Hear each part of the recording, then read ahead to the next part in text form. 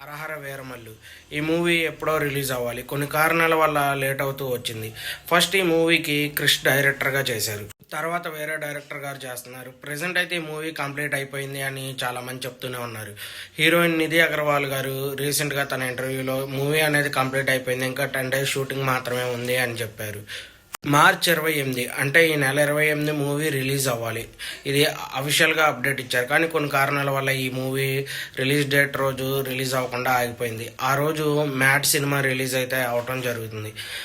ఇప్పుడు మే 9th release అవుతుంది అని చెప్పి రూమర్స్ అయితే వస్తున్నాయి. అది మరి క్లారిటీగా ఎవరికి తెలీదు. అఫీషియల్గా మరి అప్డేట్ ఏమన్నా ఇస్తారా లేదా అనేది కూడా చూడాలి.